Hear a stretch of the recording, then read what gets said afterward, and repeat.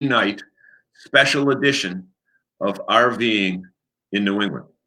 Quite frankly, I'd rather be out camping, and if everything went as planned, this would be the weekend I would have taken our RV out of winter storage and got it all prepped and ready to go for the upcoming season. But who knows when that's going to happen. The news is changing by the hour, and for that reason, we decided earlier today, to put together another special edition of this show that will tell you everything you need to know up to the minute about camping in New England, RVing in New England, buying an RV in New England, getting your RV in New England serviced. And with that, I want to welcome aboard the real star of the show. And let's welcome Bob Zagami to the show, who will tell us what's going on from the business perspective. Bob, I'm sorry to have to spend another Saturday night with you. I mean, you're my friend. We have fun on Wednesday night, but you know what? I'd rather be out having a pizza or getting ready to go camping. Yeah, I agree, but it's we may be doing this for a while, unfortunately or fortunately. So Frank is on. Thank you, Frank. Keep up. You know, this is what I like. This is why, Frank. This is why we do it.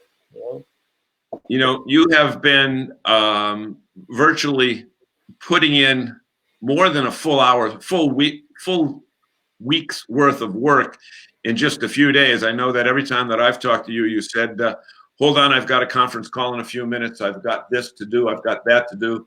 I'm talking to these people in Elkhart. I'm talking to these people in California. Give us an update from let's start with New England first, because that's our main target area. And as executive director of the New England RV Dealers Association, tell us the discussions that you've had with your member dealers in the last few days, and what's the mood there? The mood, for the most part, is very optimistic. I've gone out and visited a couple of them. Good evening, Walter. Glad you could join us. Actually, I had talked to one dealer today in Maine that sold 6 units today, and in a controlled environment. People came in with gloves and masks. Yes. You talked to a dealer that sold 6 units today. Right.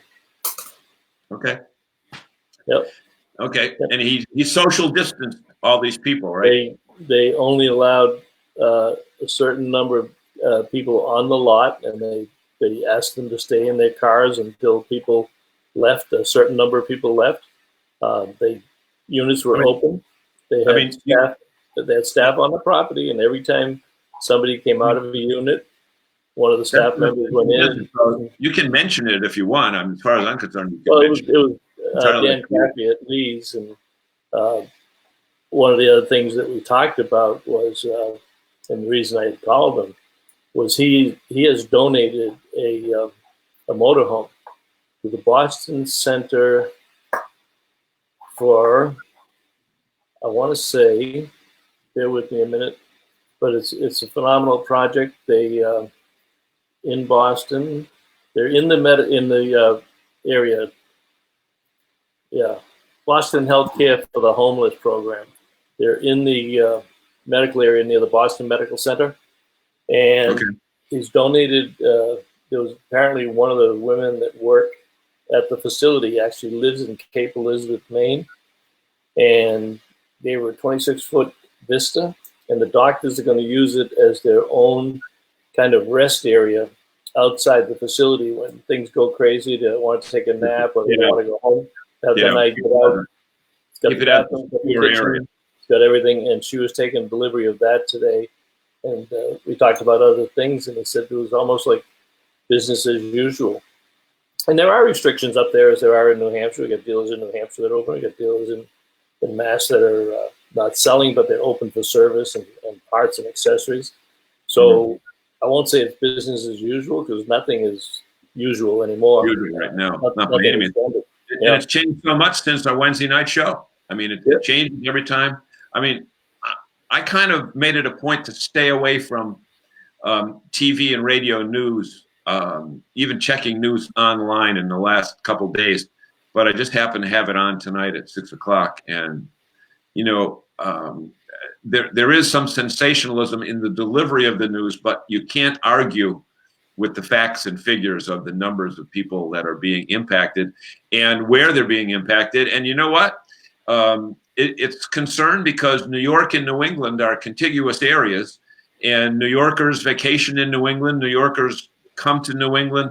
People from the Boston area do business in New York on a regular basis and are in and out of the city all the time. It certainly has concern.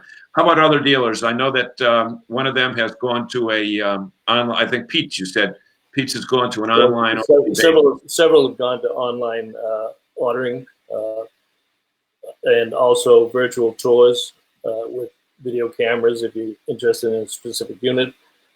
Also, how about Majors? Orders, huh? Majors? If you were down to Majors, I think, right? Majors is open for business. I was down there on Thursday, I think, and open for business. He's got signs up, stay 6 feet apart. He had to put some barriers out in front of his counter because some people couldn't calculate 6 feet from the counter, and they were all over Jeff when they were transferring money or credit cards. So they put up some barriers, but he said they had over 100 people in the store on Wednesday.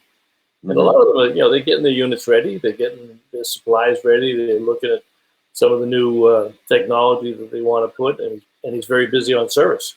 So that's there. So, yeah. And the rest of the week was spent talking on conference calls. We had conference calls with RVDA and RVIA and RVic, which is the Association of RV Parks and Campgrounds. We had a couple of calls with them. You had a conference call with the directors of the state associations in New England earlier this week. What has been what could you report on that? Well, yeah, I asked for that call for Friday morning, and we had all of the 5 states. We had Kathy Dyer from Maine, we had Ken Manning from Vermont, we had Jeremy Sprints from New Hampshire, Marsha Galvin from Massachusetts, and Jim Whitney from Connecticut on the call, along with Cindy Zwersky, who is the executive director of the Northeast Campground Association, which has 9 states under her association. And we kind of did a roundtable, kept it informal. I didn't even put up an agenda for them. I wanted to keep it informal and let them talk about what they wanted to talk about. And like everybody else, they want to get the campgrounds open. And there's a lot of confusion from the government and the individual states as to how we're classifying campgrounds. We all feel. Let's talk about this term, essential services. I understand that there was some lobbying done to get dealerships considered an essential service. Is that correct? Yep, that's part of it. And then how about the same phrase, essential services, essential business, from the RV community, because from the RV park community, because many of them sell propane to the general public, not just to campers. And I know there are several people from the medical community that live in RVs and travel throughout the country, which we talk about all year long anyway, but now it's even more important that these people have a place to stay. What's the story in New England as far as various states referring to the parks? Well, it's interesting, and it's somewhat discouraging for them, and I'm sure for all of our guests that want to go camping. But Marcia was saying that Normandy Farms was supposed to open this Tuesday. And coming up. She still doesn't have a definitive word that she plans on opening unless somebody comes back down and says no. But there are restrictions in some of these other states as far as maybe you can have seasonals, but you can't have day trippers. So there's a lot of confusion with that. They'd like to see some standardization, and the one they're hanging their hat on, and we support it. When I say we, RVDA and RVIA fully support it, is campgrounds should be considered under lodging. Lodging is an essential business. Right. And our argument is if a hotel is an essential business, then a campground should be. And if you're not going to open up the campgrounds, then close all the hotels. That's kind of crazy, but if you're going to allow hotels to open, then you should allow campgrounds to open. There are several hotels in Massachusetts I know that have closed. Yep. because they just don't want to hire the, if they've got nobody in the hotel, or if Sure. they've got 10 rooms out of 100, they're not going to stay open. It's just it's a business decision. Yeah, let me, you want to run down the comments and see what you got? Yeah, but well, you know what? You run them down. I'll start with the last one first because, ladies and gentlemen, tonight we have made history that Rick Kessler has joined us actually within the first 10 on minutes. time. Within the first 10 minutes. Yeah. And maybe we can ask Rick from RV Business, right? I got it right. Well, Woodall's Campground Management too. Yeah, right, exactly. Rick, Feel feel free. Real invested in it, so yeah. And Rick, if you would like to call into the show, I'll post the link up there. And if you want to call in, we'll even give you some FaceTime. But tell me first before I send it out. Okay. So we want to say hello to Walter, who is the, can I still say Mass Good Sam? I don't know if I can say that anymore. No, you can't. I can't say that. Well, he's the head of a camping group in Massachusetts. Doug Turner. Hi, Doug. Howdy. Laura Vale. Laura, you told us where you were from, and Doug told us you were from, but my short memory is forgotten. I get Maine Good Sam. I figure, well, you know what? Even though I used the wrong term, they are from Maine. Shirley is in Tampa. Rick says hello, gentlemen, twice. And Jason Cole's in Rhode Island and Maine. We have to pay a lodging tax in Maine when you're going to a campground. Okay. We just don't go to the little state south of us with New York plates. Right.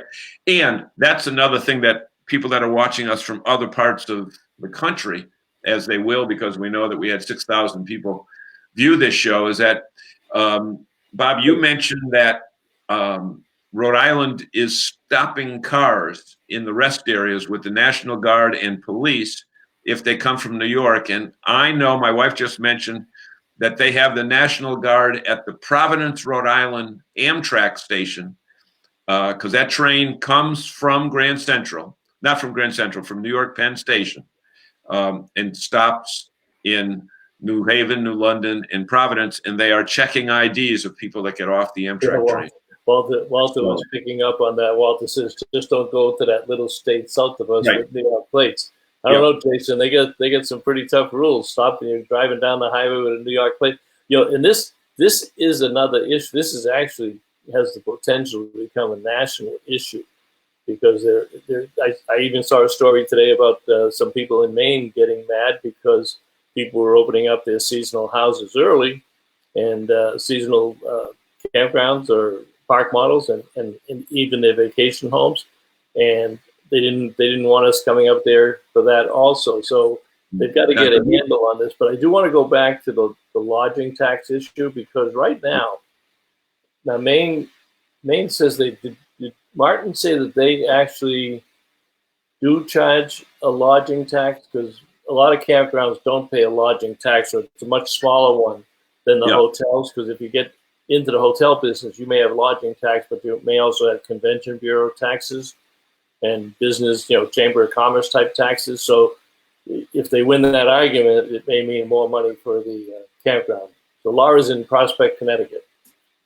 Okay, good. I see Jason Cole there. Jason is involved in the petroleum industry for Cumberland Farms. I think we can say that, Jason, right? We did say it. So, but Jason, what have you seen business as far as fuel usage in the last few weeks? Have you seen a major change in that, or is it pretty much the same? And while Jason is going to answer that question, and Bob, you want to look over that? I just got off the phone with a friend in Myrtle Beach. Now, I haven't seen Audrey Foley yet. Oh, by the way, they became grandparents this weekend. So we have to mention that. Who did? The Foley Eagans are grandparents. Oh, Audrey did? Okay. Yeah, Audrey became a grandma. Yeah. So they normally go to Pirate Land every year in April. I know they didn't plan this year because the baby was due right around that time. But here's what I understand about the campground situation and the lodging situation in Myrtle Beach. And why is Myrtle Beach important? Because Myrtle Beach is a New England mecca for April vacation and Easter vacation when they coordinate, when they fall at the same time period. But right now, As of 2 days ago, no new reservations in any of the campgrounds in Myrtle Beach from March 28th to April 30th. So what that means is if you're a seasonal and you're already in, you can stay there because they're going to consider you a resident. But if you have seasonal plans and you're not yet in by March 28th, which is that today, then don't come. You can't come until April 30th. If you have a short-term rental for this weekend, then you've got to be out by noon tomorrow, and they're closing the hotels in Myrtle Beach at noon tomorrow. So I said, if you're already there, you can stay for a day or two, but you can't have any more people come onto your campsite, and you can't extend your stay. And I wonder if some people will try to beat that, because a lot of the seasonals in Myrtle Beach keep their trailers down there in storage yards, and they just call up the storage company and say, I'm coming down, go set it up. So I wonder how many calls they got today said, go set it up and let the people think that they might be there. As of today, and everybody knows Ocean Lake, Bob and I've stayed there for a week. Bob and I have visited there. And Bob, I think it's fair to say that I know that I asked our media contact the question, on a summer weekend, when this place is at capacity, how many people are on that campus? And remember, she said 30,000 people at 30, one campground.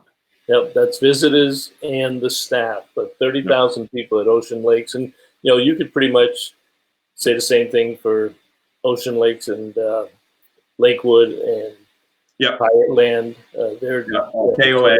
The hit to the economy down there is going to be crazy. So David Rudzik says Connecticut and Rhode Island are not letting New Yorkers in. And Jason says business is down, gas is down 80%. People not being on the road and working from home. Wow. That's amazing. That's a big thing. So let's go. You want to do the questions here, Walter? Don't go to Little State. Steve Gianni, I'm going to be a seasonal in a campground in New York this year. As far as I know, the campground will be opening 2 weeks late, May 15th, and no gatherings in common areas. That is true. When we talked to the state campground owners on Friday, that's pretty much the rule this year. No public places will be open. Playgrounds will be closed. Pools will be closed. The store, Normandy Farms is actually closing their store, and they'll be locking. I think she said they're locking the office. Most will lock the office and try to do it mostly remote check-in. Yep, and doing that, but you'll still be able to get in there. Yeah, and using Normandy as an example, their store is not. They don't just have eggs and milk and butter as some of the smaller campgrounds do. They've got apparel and everything imaginable in there. So that is going to take a huge hit, even if they are able to get people on.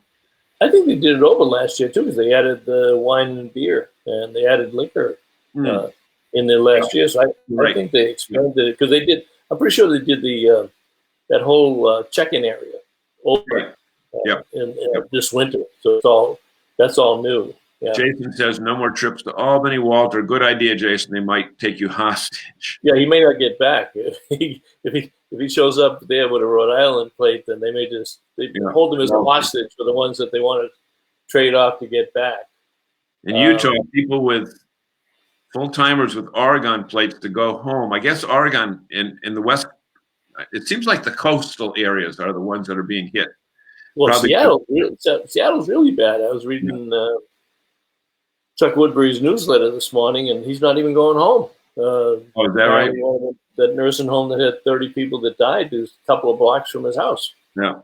Connecticut and Rhode Island are not letting New Yorkers in. Now, that is really going to be interesting because the number of people that take that New York, the train into New York, the Metro North train that goes from New Haven all the way into Grand Central, every day. They do it every day. It's 45 minutes from Stanford Nonstop Express, 125th Street and Grand Central. You're there.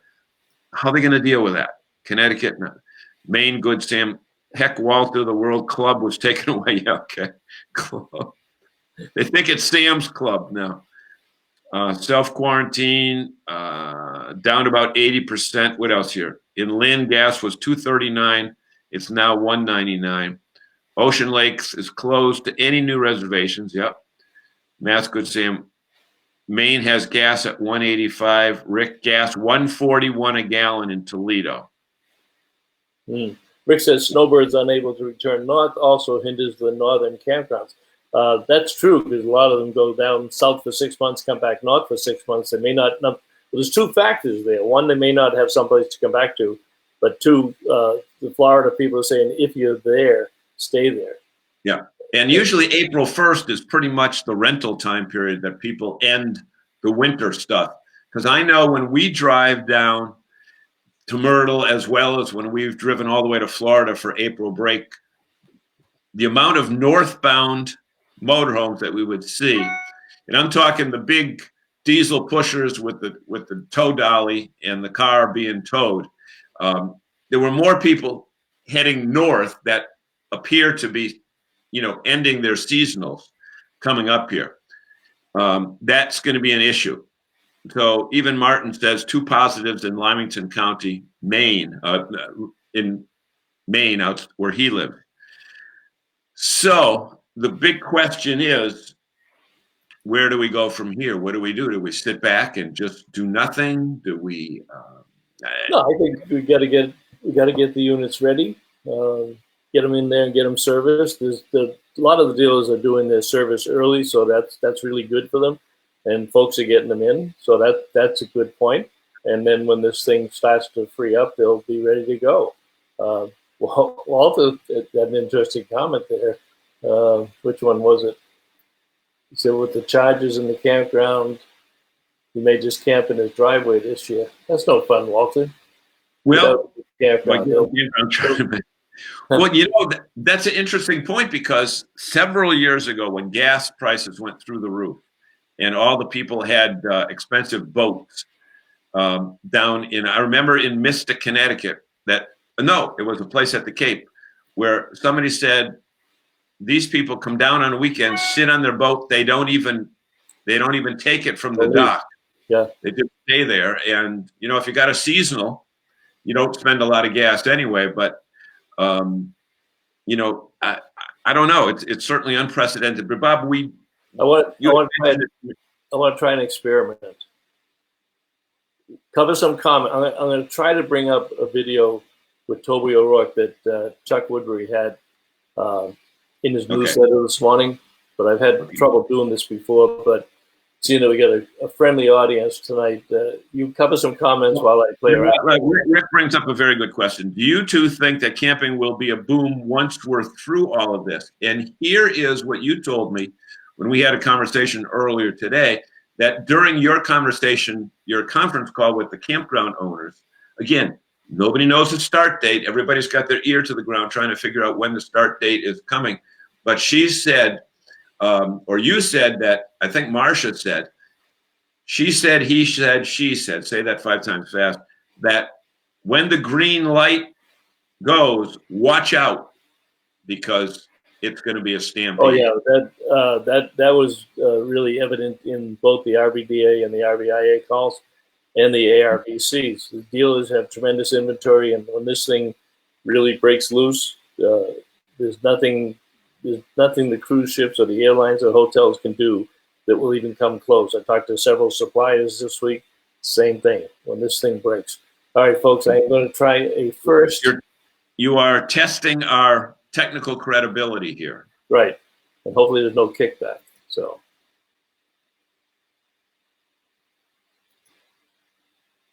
Hi, I'm Toby O'Rourke, the President and CEO of Campgrounds of America.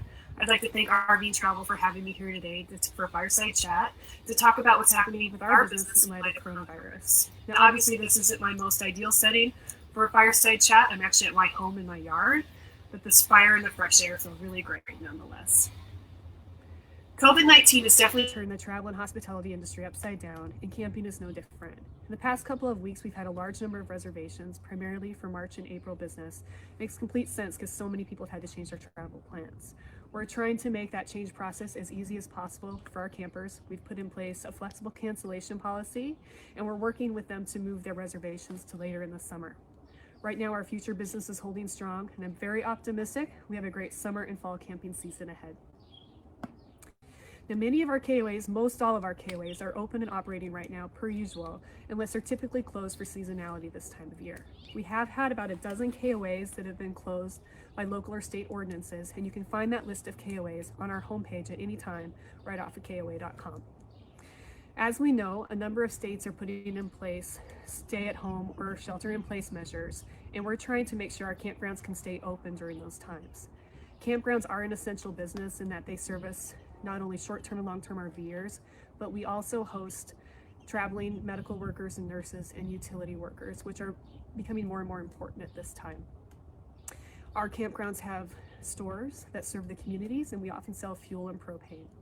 We know there's a large number of people that full-time RV. We want to make sure nobody is displaced, so we're working to ensure that campgrounds are kept open and accessible at this time. At KOA, we're taking this coronavirus situation very seriously. We've put in place a lot of operational changes to ensure the safety of our employees and the public. You'll see measures at our campgrounds that limit group gatherings and promote social distancing. For example, we're putting in place new ways that people can check in when they arrive at the campground, and you might see some of our recreation areas and group gathering spaces closed. We're also following the CDC guidelines to ensure proper cleaning of all of our facilities. We want to be an active member in our communities in helping fight this virus. I know it's very difficult right now for everybody, but I really believe that once we can get through this, camping is going to be essential for the recovery of the nation. At KOA, our mission is connecting people to the outdoors and to each other. And those are the two things right now that people are craving the most connection to. Coronavirus is changing our lives now, but what it can't change is that camping is timeless and treasured by millions of North Americans. I hope you and your families are staying safe and healthy, and we really look forward to seeing you at our campgrounds, or at least on the road and back on the trails soon.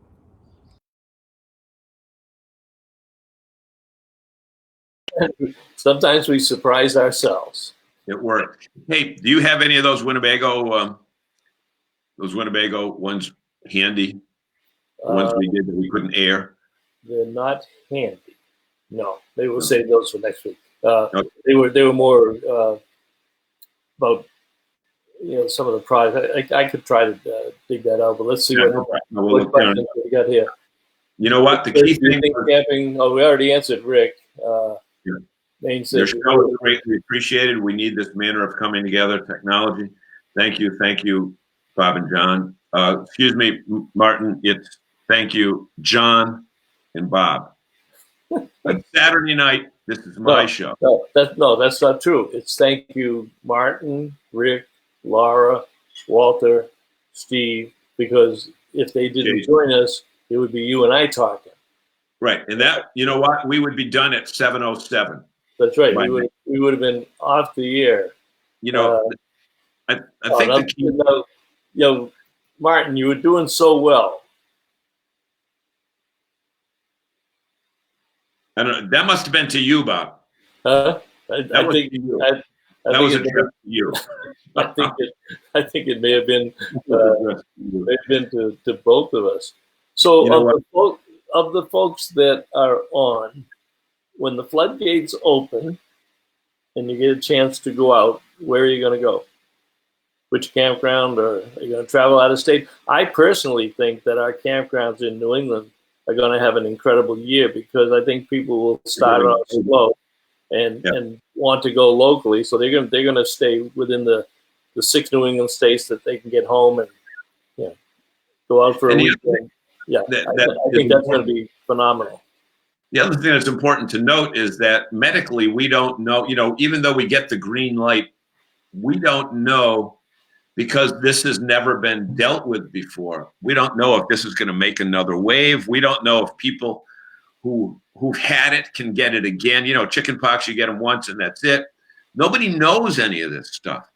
So I think people are going to be cautious as to where they go. My guess is that there might not be people doing the coast to coast trip for whatever reason. And the other crazy part about this whole thing is that the people that are being impacted by it now, 3 weeks ago when we heard about this, it was if you're over 70 and have underlying health conditions. But all the statistics are now that this is broken up in 10 to 20 or 10 to 19, 20 to 29, 30. It's pretty even across the board. And except for the young kids, right? You're right. It's even in all of those age brackets that are out there. Rick says, and I think he's right here too. We'll see more people camping into the fall. I wonder though, like here in New England, they're so regimented about closing usually around Columbus Day, and some might stretch it. I know our park model resort stays open until the end of October, but I wonder how many would. I suppose if the weather stays good, maybe they'll stay open a couple of extra weekends or a month of weekends, maybe close during the week and try to pick up some of that revenue. The other thing, and we touched on it last week, is we didn't touch on it on the show, but I was talking to Kenny Blow up at the Seacoast RV, and Old Orchard Beach every summer has a terrible time trying to get wait staff and house cleaning people for all the hotels and everything, and there will not be a problem this year with a lot of people coming back into different types of jobs. I don't think that will be an issue, so maybe they can, because there are some hotels that wind up closing early because the staff goes back to college or they go back to Ireland, the different countries where they bring them in from. So I think maybe we will see that.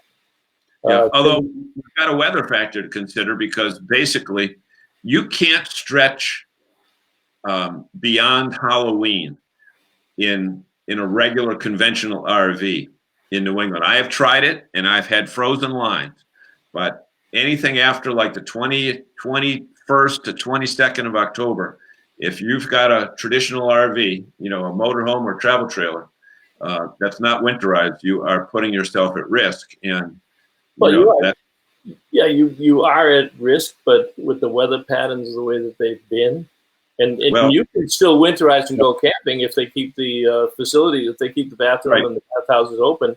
You got those.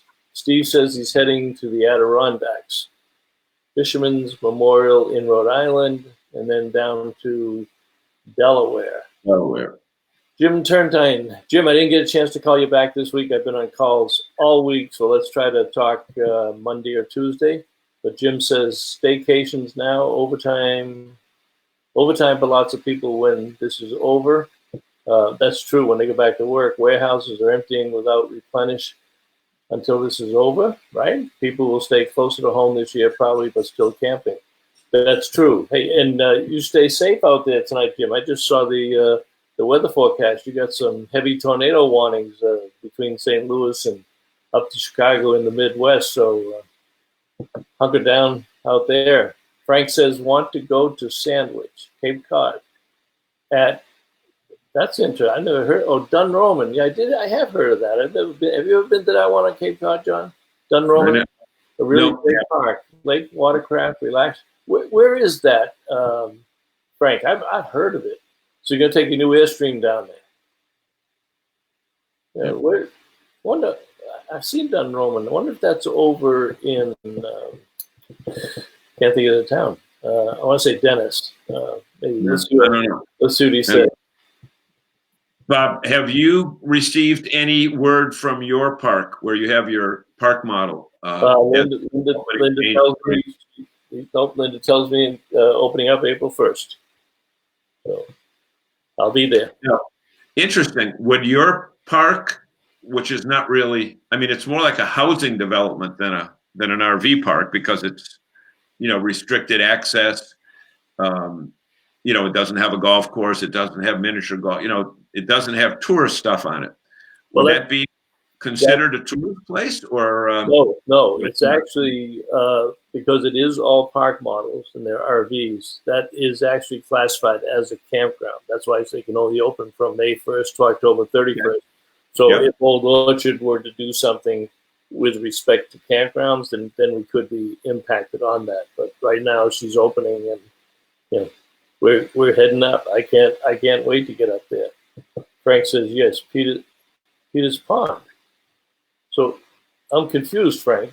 Is it near Peter's Pond? Oh, you're on Peter's Pond, because isn't there a Peter's Pond campground? Although they were sold, I think they're part Yeah, of they it, or somebody else. So maybe you're on the same pond. Matt says our first trip is Normandy Farms, the 9th through 12th of April. We'll see. That should be in caps. Reservations in Maine in May, and the Keys in June. That's a hell of a trip, Matt. Yep, Maine to June. Matt, you retired? We're very positive. You'll get up there. Whereabouts in Maine, Matt? That's not now, because back when he says he's going from Acadia National Park to the southernmost tip in the United States, he's going to have quite a journey. Oh, well, you know what? If he's going to do that, where do you see that? Just above Frank's Peter's Pond comment. Oh, I don't see that. Okay. Okay, Acadia. No, did he say Acadia? No. No, he said reservations in Maine and Keys in June. So, Matt, if you really want to have some fun, go a little bit north of Maine. No, within Maine, and go to Lubec, Maine, okay, which is the easternmost point in the United States. It's where the sun rises first, even though people argue about Cadillac Mountain. Right. But Lubec, Maine is the easternmost point in the United States, and get back on US 1 and drive 1,800 miles all the way down to Florida Keys. Don't stay on 1 the whole time. And then you can do the easternmost point and the southernmost point on the same trip or in the same summer. So separate trips, Loon, Lake, and Maine. Okay. But that's that. Yeah. So Bob, we should be winding down here now. We tried to shoot for 30 minutes. We're over that. Our only current reservation is in Florida at the Fort Wilderness for September, October. But didn't you post something, Walter, that they wouldn't let you make your last payment, and there is confusion a little bit. John thought he saw something that they might open. John, tell him about Disney World, because it was just at 30 where it said they're closed indefinitely, but we're looking at a possible April 18 opening. So officially they're closed indefinitely, but at best case scenario, April 18th opening. Remember one thing, folks, even if we get the green light, it's going to take some of these parks like the Fort Wilderness people, and they get their people back. It's still going to take them a period of time to get them back shipshape and ready for visitors, because all the food service has to be ordered and delivered and prepped and ready to go. And the people who were working there may have found other jobs, permanent jobs, and they may have to do a hiring spree to, staff these facilities again. I heard on our call the other day, the campground call, there was a feeling of some concern with respect to those that have restaurants and larger food facilities in the campground, because once the campground's open, we can assume the restaurants will have already opened, and all those restaurants are going to have to be stocked with food, and we know that the suppliers are going to head to the restaurants first, so they may wind up doing most of their shopping in the local supermarket, which isn't bad. It'll help the local economy, but it may still be a modified situation. Like Marcia said, if we open on Tuesday, the pool's going to have to be closed, and the lodge is going to have to be closed. So basically, you're going to have to stay in your own. And I know at Normandy, the food service that they have down there operates out of a trailer type thing. Yeah, that's contracted. Right, but it's contracted. It's still they're set for takeout. So Walter and Jason, where do we stand with the Memorial Day rally in Greenfield? Greenfield's gone. That's history. They already canceled it? It's already canceled. Okay. Right, Walter, correct me if I'm wrong on that, but I believe that. I believe Walter had already said that that's not going to happen. We'll see what Walter I says. saw one that said the one at Normandy Farms is still on, but I don't remember seeing anything on Memorial Day. Rick's got a good idea. We all should be buying campground gift certificates right now. What a lot of people have suggested for your local restaurants, buy it, put some cash into their pocket, and canceled on Memorial Day. Okay, thank you, Walter. So John, there goes. You got your Memorial Day free this year, John. So what are you going to do? Hopefully I'll have my RV out. Otherwise, we have a house at the Cape if they let me go. Wait, you can take the RV out now, pal. That's not an excuse. Where am I going to go? You can take that RV out, and even if you just drove around on Saturday and went up to Maine for the day and came back home, you can't. That's a real weak excuse. Why? Well, that could be Walmart time, rest area time, because I just feel so bad for these campground people that they have to pay 12 months worth of bills with 5 months worth of income, and it's sad. It's just sad. Also, waiting to follow up email from headquarters. Yes, Normandy Farms Halo Wish is still go in September. But anyway, that's a good point. Yeah. All right. So if anybody's got some last comments, we'll try to get out of here by 7:45 and let you get back to your Saturday night. Judging from the comments, you like this format and you like the Saturday night, so I have no problem continuing it through the crisis mode so that we can bring you up to date and keep you posted on what we're doing, and you guys can tell us what you're doing. As I said in the posting earlier, over 6,000 people viewed our Saturday night show from last week. Here's what I always forget people to do, because we always go to 7:59. I forget it. But folks, we have a YouTube page for New England RV Dealers Association. If you would kindly go to that YouTube page, just hit youtube.com, and then when you get to YouTube, where it says search, put New England RV Dealers Association, and click on any video and click on the subscribe button. Okay, we need subscribers for that, and it's a long reason why, but if you would do that, that'd be great. And I think we're up to about 155 viewers, not viewers, but subscribers, but we want to get that up to 1,000. Rick, what did the Sox get in return for bets and price? I could be a smart ass and say nothing, but they did get a frontline pitcher that's supposed to be pretty good. But we only got one pitcher. I don't even think we got minor league players on that. But there was one story that said we may not even see baseball this year, Mr. Kessler. So we may have to find some. Wouldn't it be interesting if all the professional sports disappeared for a year? They'd probably become extinct. Nobody would miss them, and they'd probably never come back. But on that note, it is 7:43. Thank you, everyone, for joining us and for your input. Yeah. It's always that New England RV Dealers on Facebook and hit on subscribe. YouTube. New England RV Dealers and share this as well. Yeah. So thanks so much, everybody. See you Wednesday. See you Saturday. Repeat that YouTube, please. Repeat that YouTube is just New England RV Dealers Association. Yeah, pretty easy. On YouTube, in the search block, put New England RV Dealers Association channel, not NERVDA, right? Type the whole thing out. New England RV Dealers Association channel. And no, you don't need you'll see it, all of our videos up there. Rick just subscribed. All right. Thank you, Rick. We appreciate it. Good night, everybody. We'll see you down the road, and we will see you again Wednesday night. Let's get through this, everybody. All right.